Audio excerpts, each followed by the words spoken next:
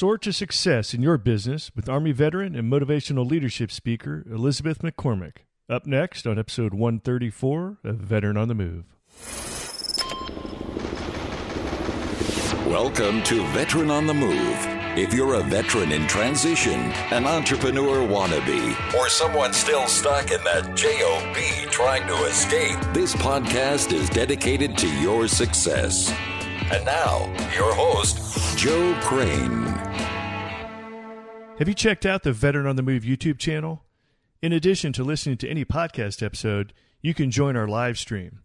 I'm starting a new project soon, and you can watch us live on YouTube as I walk a soon-to-be veteran through his transition out of the military over the next year. Join us live as we take this veteran through the transition process and into the civilian sector. Also, these live streams will be archived on the Veteran on the Move YouTube channel to watch if you can't make it for the live airing. Make sure you subscribe to the Veteran on the Move YouTube channel, and you will be notified when we go live with our new project on transition. The top 7 paths to freedom is my free gift to you for listening to the show, featuring 7 great ways for a veteran to take their first step into the exciting world of entrepreneurship. To receive your free gift, go to veteranonthemove.com.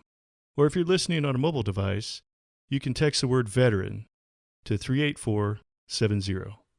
Following her career in the Army as a Blackhawk helicopter pilot, Elizabeth McCormick became a motivational leadership speaker and founded Soar to Success. She's been seen on ABC, Fox, CBS, NBC, and has been featured in the Wall Street Journal. She is a #1 best-selling author with more than 12 published books and has traveled the globe as a professional speaker.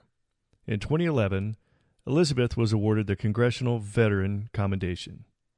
All right, Elizabeth McCormick, thanks for being here on Veteran on the Move, and we're going to be talking about public speaking and what you're doing and how you made your way into entrepreneurship. Before we do that, take us back a little ways and tell us what you did in the Army.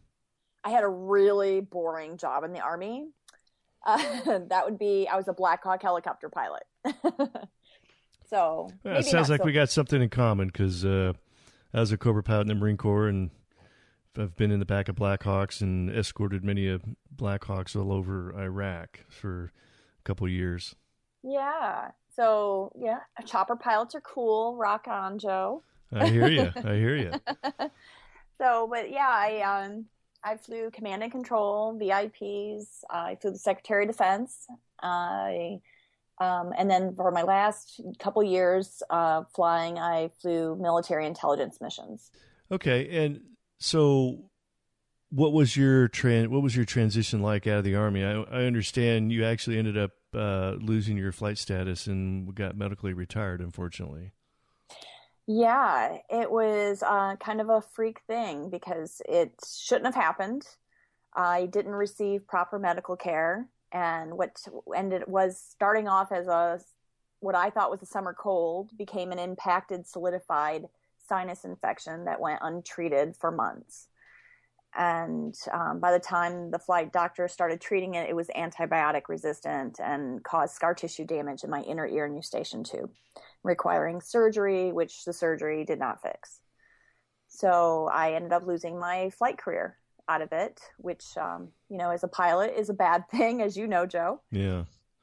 Well, that's one of those things that, as a pilot, it's one of those things you're always concerned about because there's always sometimes the little tiniest things that can end your flying career if you can't hold your medical and, some other, whether, something you do or just something that comes along. And of course, the older you get, the more likely some of those things are to creep into your life. And unfortunately, it sounded like you had yours ended quite early, but so I'm sorry to hear that, but it does sound like you got quite a bit of experience and had fun for a few years there, flying Blackhawk in the Army. So, can you share with us a little bit what your transition was like out of the Army as you were being medically discharged?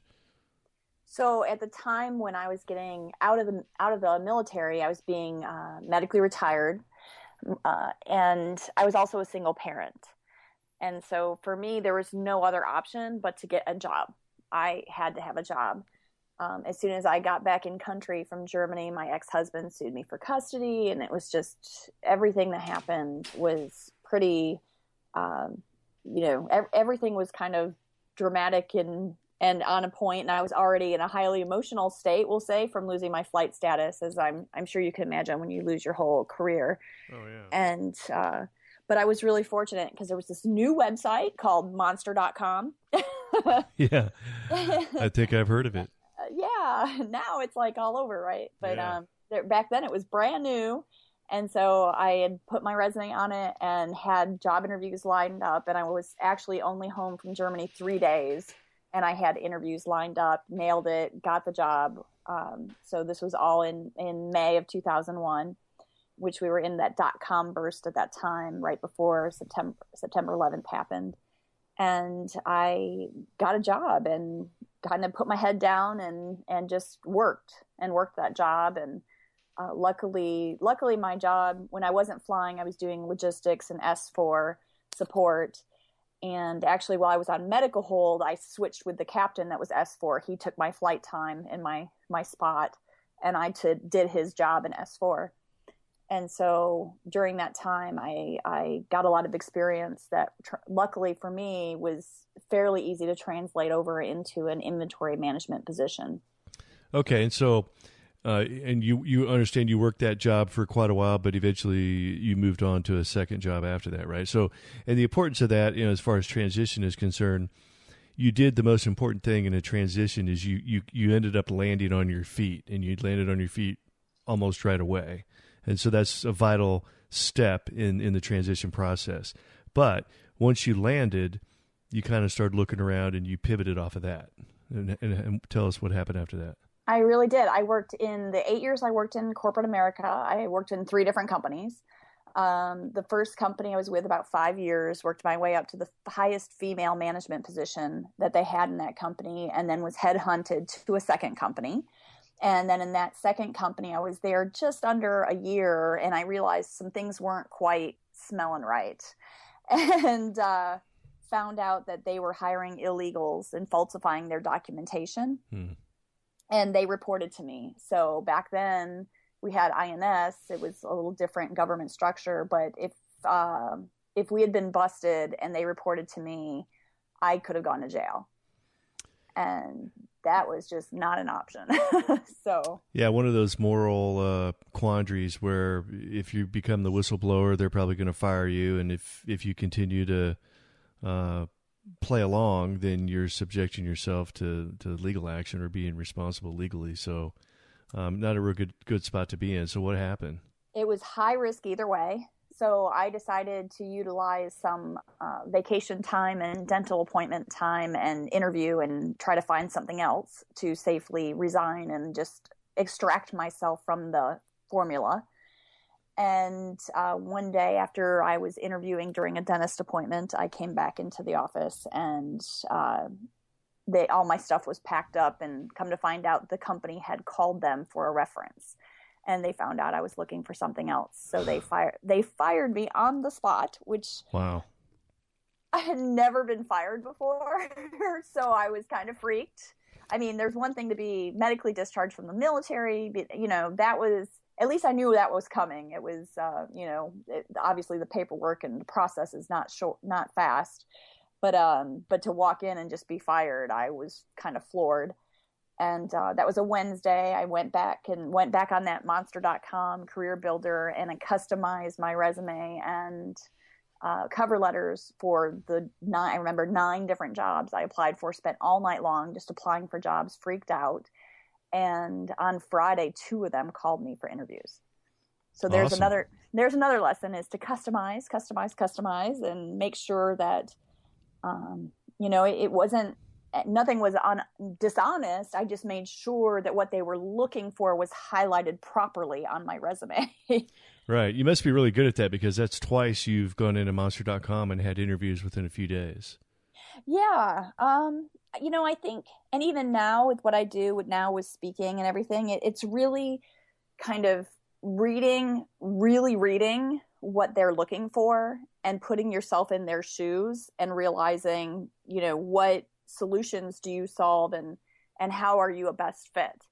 And I've always been really adept at kind of looking, and that serves me now with proposals and things as a speaker, is how am I their solution? What do I bring that's going to make, now as a speaker, their event better? Right.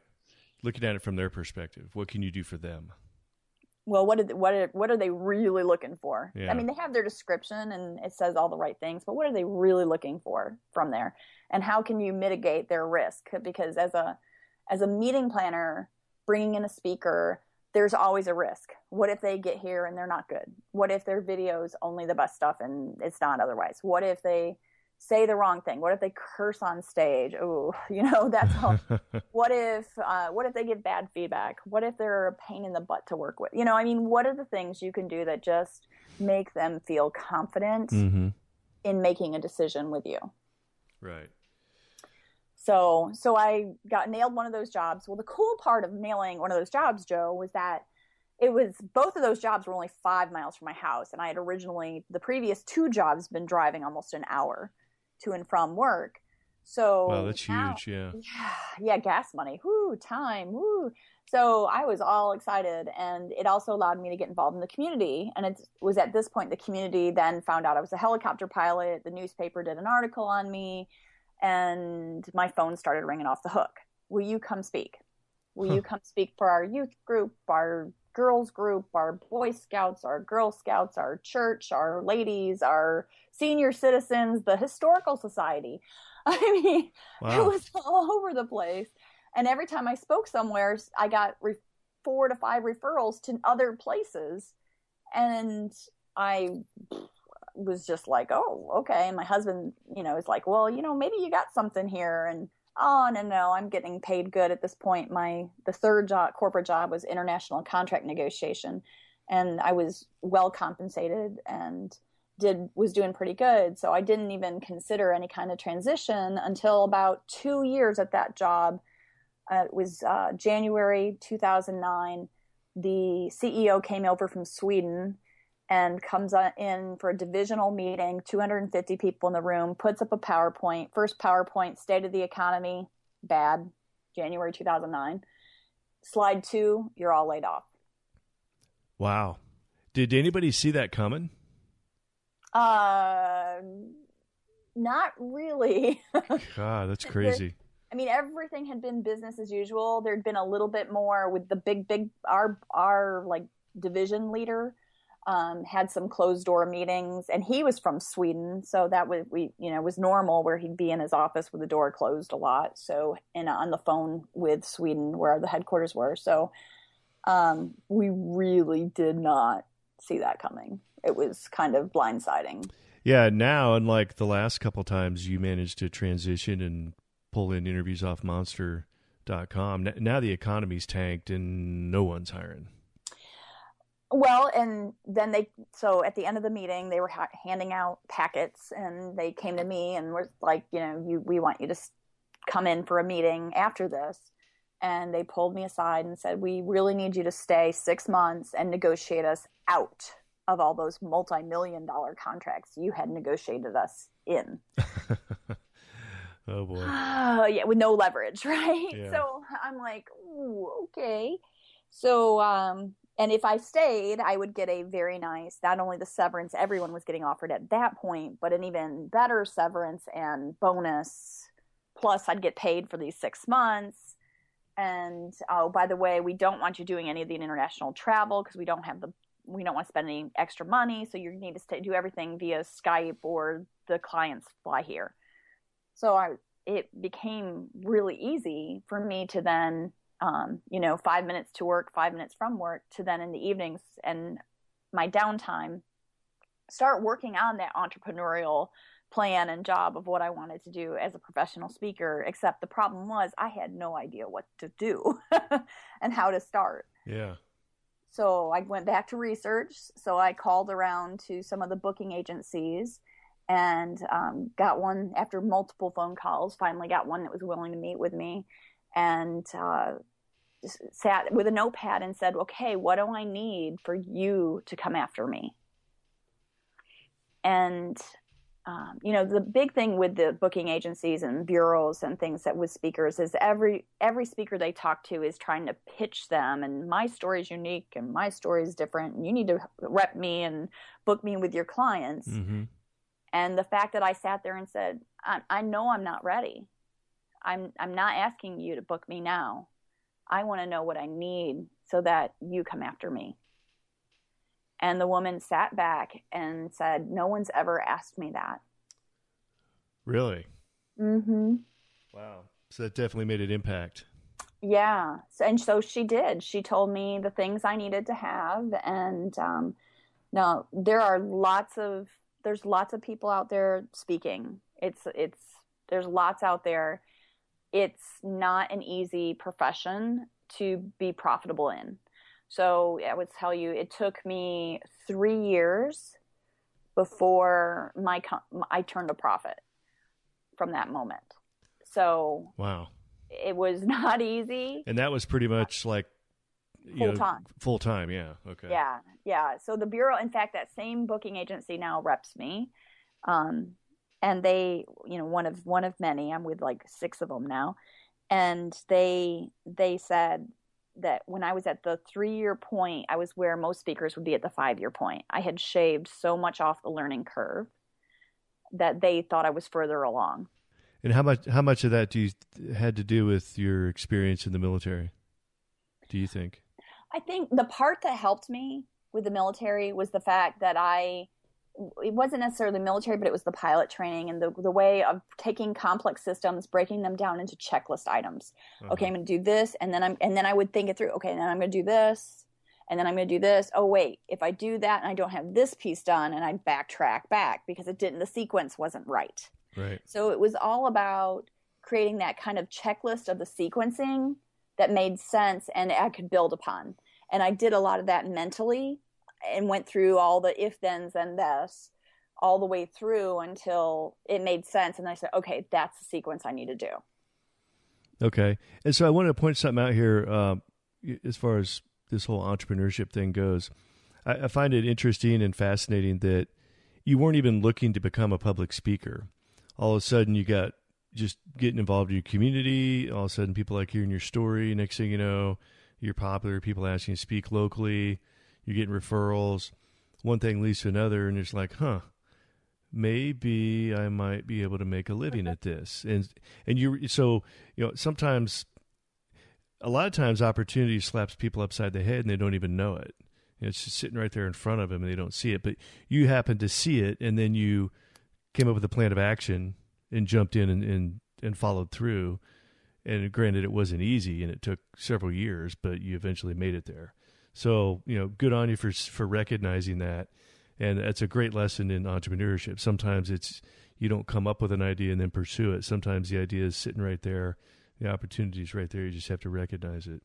And another thing is not to diminish what you've done in the Army or being a Blackhawk helicopter pilot, but so many of us are immersed in that, in the military so much that you almost become numb to it and you take it for granted and you don't realize how special or how cool or how different or how interesting what you've done really is, because you kind of come to it into it day by day by day. And then years later, you're like, holy cow, I'm flying high speed mission, 100 feet off the ground, night vision goggles, aircraft all over the place, flying through the mountain, and you don't think, wow, this is really incredible. You're just focusing on the mission. And it doesn't matter whether you're a pilot, if you're a grunt, whatever it is you've done in the military, you've probably got some phenomenal experiences, but so many of us just take it for granted because we're around that all the time. You're living in the military community, you're living outside the front gate, you're living on base. And so many of us just take for granted or underestimate what we really have to offer, whether it's in the form of standing up there and speaking and telling a story, or whether it's your leadership skills, your people skills, creativity, whatever it may be, mission accomplishment, mental attitude. So I just wanted to point those two things out. And you essentially took what you were good at and what you did in the military, and you extrapolated that out into a story and turned it into motivational speaking. Well, and then the other thing I'll add to that, Joe, is like when I first got out of the military, it wasn't a big deal that I was a helicopter pilot. Right. Yeah. Or flew Blackhawks, because back in my unit, everybody was a helicopter pilot. Exactly. You just kind of assume and you just take for granted that this is what I do. It's not a big deal. Yeah, it's not a big deal. And my mom would carry pictures of me around and brag to everybody about me. And I'd be like, Mom, shut up. And she's like, no, this is a big deal. And it really, and then the other piece of it for me was that my patriotism was so entrenched and engraved into who I was that it felt disloyal to tell stories and really kind of open up like that. And it wasn't until I realized what really was the turning point for me in my success is when I realized when I was getting in my way and not doing what I was supposed to do, which I know now is speaking and helping people, that I was keeping stories that were going to help people from them. And when I wasn't helping them, I was hurting them. And that's what I would like. I think maybe what you're referring to, and we talk about this on the show all the time, is self-promotion is not very comfortable for military folks. Mm-mm. It's not that you're like trying to promote yourself like, hey, everybody look at me, but you're telling stories about yourself. You're telling stories about your experiences. It comes across as self-promotion. And in the military, you're team-oriented, you're mission-oriented. Nobody sticks their head up above too far from everybody else. And so going out and becoming a public speaker, you're trying to promote yourself, hire me, I got a great speech. It's kind of an uncomfortable thing for most military folks. Trying to explain to somebody on a resume applying for a job, it becomes uncomfortable because you don't want to come across as bragging or come across as too strong. And in the military, you've kind of been pulled back and held down to not do that. And so part of the transition is learning how to speak that language, And I would say as a woman in the military, even more so. Mm-hmm. I did everything I could to fit in, to be one of the guys, right, and not bring any attention if possible. It wasn't always possible, but really did everything I could to try not to stand out in any way, and just kind of, conform, do my job, do it as best as I could. But it's definitely has been a transition in marketing and in how you just talk about yourself, and because you have to be. There's a big difference between talking about yourself and promoting yourself confidently and egotistically. Yes, and it's a very fine line. And I think that's why a lot of people are uncomfortable with it because they don't understand the difference. So, so tell us about. Was there a point as you got trying to launch your speaking career? Was there a point where you felt like, okay, I think I got it, or about that first big gig, or like you're like, holy cow, I think I've finally arrived? Was there some kind of a moment like that, or maybe it was a certain year that it happened? So, well, first I'll tell you the story of the first one I really screwed up. How's that? Oh, that sounds even better. You all could learn from. I was doing tons of free because one of the things that this booking agent said is I needed 100 speeches under my belt. Had to have 100 speeches. And so I was working on those 100 speeches, and I'll wrap around to that in a second. But first, the story is, so I'm in my first year and a half. So I'm still working on that. I'm pretty close, but getting close to that 100. And this woman at my church comes up to me and is like, hey, Elizabeth, you speak, right? And I was like, yeah, that's what I do. And she goes, well, we have an event coming up I think you'd be great for. Can I tell my boss about you? And I was like, yeah, absolutely. Here's my website. And, yeah. She goes, great. I'm going to have my boss call you. I'm like, okay. And so her boss calls me, and he's a financial guy. So he calls me up, and he's like, yeah, I'm available, blah, blah, blah. And he's like, I'm in Dallas. The event's in Dallas. It's a luncheon. So I'm like, okay. And he's like, so what's your fee? And I'm like, well, what's your budget? And he's like, no. What's your fee? And I'm like, well, can you tell me how much you paid your speaker last year? Oh, and he's one. like, no. What is your fee? And I went, crap. because, you really want to try to find out their budget first and see. Because the first person that throws a number out loses. Usually, yes. In the negotiation, right? And in this case, especially. So I'm thinking at this point, the most I'd made is $500. At this point, it's a woman from church. It's local. It's a lunch. I can, I'm like $1,000. He's like, oh, great. I'm like, shoot. So I'm thinking, I left money on the table. Didn't know. So it's a financial services company, and I always schedule a pre-call a couple weeks before the event, just so I can get an idea of what their key objectives are, what they're looking for, if they have what their theme is, and do some customization. So where I'm on the phone with the guy again, and he's like, and we have a letter of agreement done, so I'm going to be there, and so I just need to invoice him. And so we're talking on the phone, and I'm finding out the details. And he's like, yeah, we got a trip for Puerto Rico planned. I'm like, oh, great. I can pull it in here. I can talk about it there.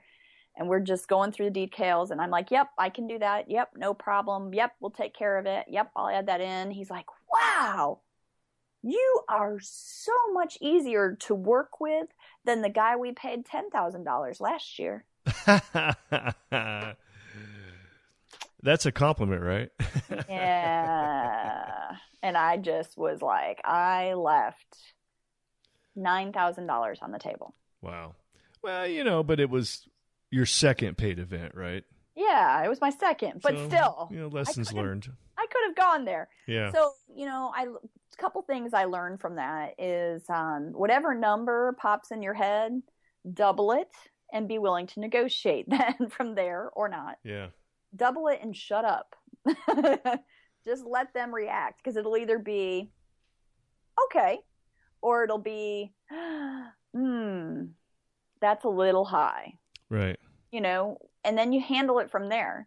So, I learned a lot from that. I also invoiced him for $5,000 and then gave him a $2,000 local discount and a $2,000 church discount. Very nice. So you could show that it was actually a $5,000 deal. You just discounted it. Yep. For future reference. Which ended up really helping me, because he referred me to 2 other gigs that were not local. One was in New Jersey and one was in Wisconsin. And but he had obviously told them how much he had gotten me for. And so when the referrals came in and I quoted $5,000, they argued and said, well, my friend so-and-so said he got you for $1,000. I'm like, well, go ahead and ask him to pull the invoice. Yeah. And if he pulls the invoice, it'll show that he received 2 discounts that do not apply for you in New Jersey. And did it work? Yeah, it worked. And so then he was like, well, I'm going to check. I'm like, go right ahead. And at this point I'm thinking, what a jerk. I don't care if I work for you or not. Yeah. So, but he actually called me back and hired me. I was surprised. I figured he wouldn't want to, but. So on the public speaking circuit, I've had a couple other folks on the show that have made it into the public speaking realm. Is it around the $10,000 a speech kind of mark that you've kind of finally arrived as a truly professional public speaker? I don't really think there's a dollar amount assigned to it. There's a lot of really successful, nice size events you could do at the 5,000 mark. Mm-hmm. And I will tell you, there's about a solid 40 bookable weeks. If you take out the holiday weeks, Christmas, the before Christmas, New Year's, that time frame, there's a good 40 bookable weeks in a year. If you were just to do one speech a week for 40 of those 40 weeks at $5,000 a piece, that's $200,000. I would consider that pretty successful. Yeah, absolutely. Now, and I do too. I mean, I'm booking higher than that now, but to me, 5,000 felt pretty darn successful. And I started booking that at about the 3-year point from starting to speak, and when I was working on those first 100. And somebody looking to go into the speaking world, is there enough market share or enough opportunity out there? I mean, obviously, I know it's not easy to get good. and it's not easy to become popular, market yourself, and finally start getting those gigs. But if you finally get there, is there plenty of opportunity? Are there plenty of organizations willing to pay that kind of money? Yes. So I have a list of meeting planners in just one market, and there's 38,000 meeting planners on that list. And it's not even, we find out people down on the list all the time. Wow. So, I mean, there are, I can't remember exact data, but from one of there's meetings and events magazines out there for meeting planners. And on one of them, I read a couple years ago that they're on any day, they're between corporate, across all industries, hotels, convention centers, and inside of corporate buildings that have their own meeting spaces, which I've done lots of that as well. There could be up to from between 40 and 60,000 meetings a day. No kidding. Wow. So there's definitely opportunity there. Yeah. Now there's a lot of associations and groups that meet that don't hire speakers. They only pull people from inside their organization. And then there's groups that don't pay speakers, and then they expect you to sell. And then there's groups that you pay a sponsor, you pay them to get to speak on their stage, and then you hope to get referrals for consulting or other residual incomes that can come out of it. So there's lots of different models and ways to speak, as well as what I do, which is I pretty much specialize and focus on the keynote speaking, where they pay me a fee and I show up. Yeah. Okay. Well, we're getting close to the end of our time, but I wanted to hit a couple more things.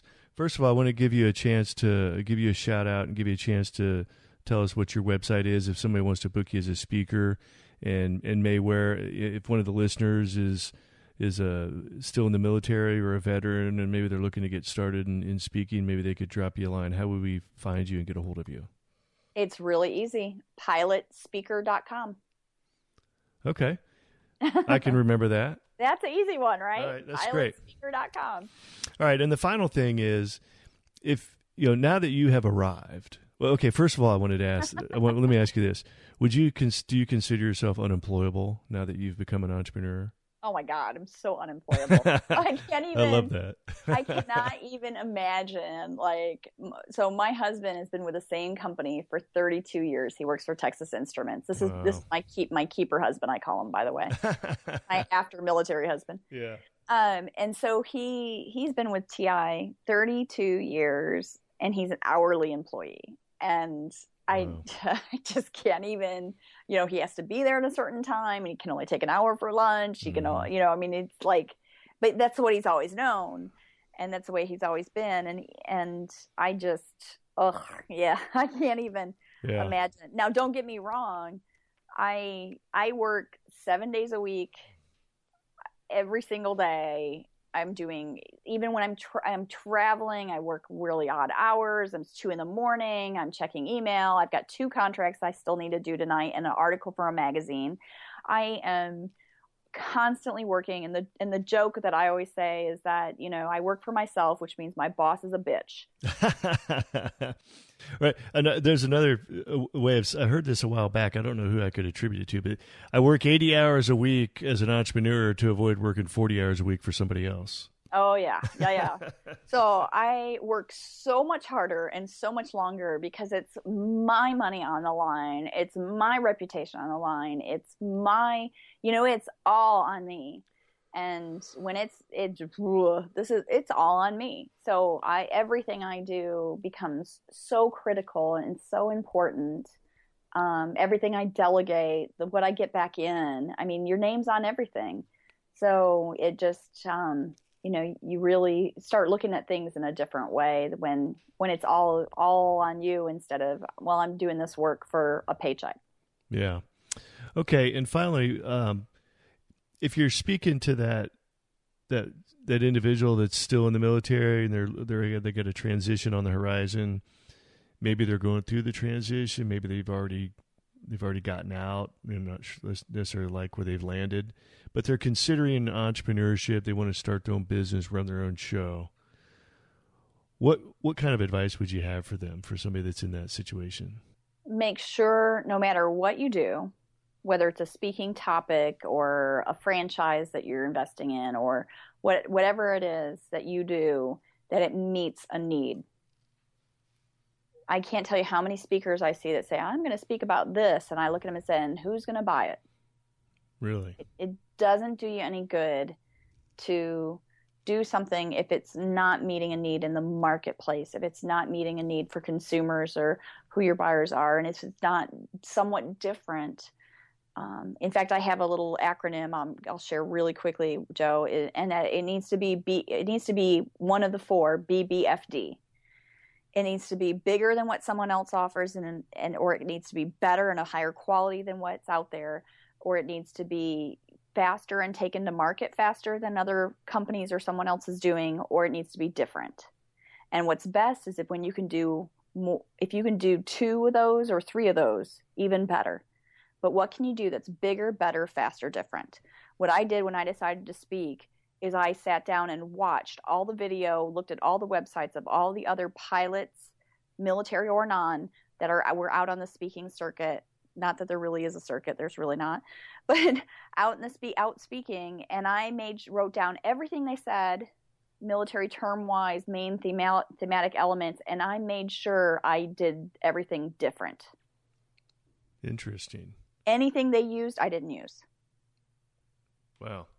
From what I could find online at that time. So I made sure I stood out different. There's a female helicopter pilot that speaks, so she's all very bravada and very macho and ego, and I'm very different. Marine female Cobra pilot, I believe. I think I know who you're talking about. And so I came in and said, I don't want to be like that. So I'm going to be softer, and I'm going to talk about it with vulnerability. Matter of fact, I think one of the first things she says when she comes out is be bold. Mm-hmm. I know you're talking about. Okay. Yeah. So now I come about it from a different whole perspective is you don't have to be special. It doesn't take anything really special to believe in your dreams and stand up and do what you know is right. So I could talk. So I just made sure that I was different, and because of that, I stand out. Well, Elizabeth, we could talk for hours longer, but unfortunately, we try to keep this close to 30 minutes, and someone's probably listening to their on their commute, and they've already pulled into the parking lot, and they're waiting for us to wrap this up so they can go inside and go to work. So, again, pilotspeaker.com is your website if you want to look you up. And Elizabeth, thanks for sharing your story and all the details and specifics and everything. And I've learned a lot, and really appreciate you being here. I'm glad to be here, and I wish all of our veterans great success. All right, these two veterans are Oscar Mike. As you can tell from listening to the Veteran on the Move podcast, interviews are a great way to tell your story and spread the word about your business. If you would like to get booked as a podcast guest, I recommend Interview Valet. You can check out Interview Valet at veteranonthemove.com/valet. Be sure to check out Thrive15.com, the world's premier online education platform that helps entrepreneurs, aspiring entrepreneurs, and intrapreneurs learn how to start or grow a successful business. Start your free 30-day membership by going to Thrive15.com and use the promo code VETERAN. Thank you for listening to Veteran on the Move, your pathfinder to freedom. If you like the show, leave us a review on iTunes. Reviews are always greatly appreciated. So until next time, this veteran is Oscar Mike.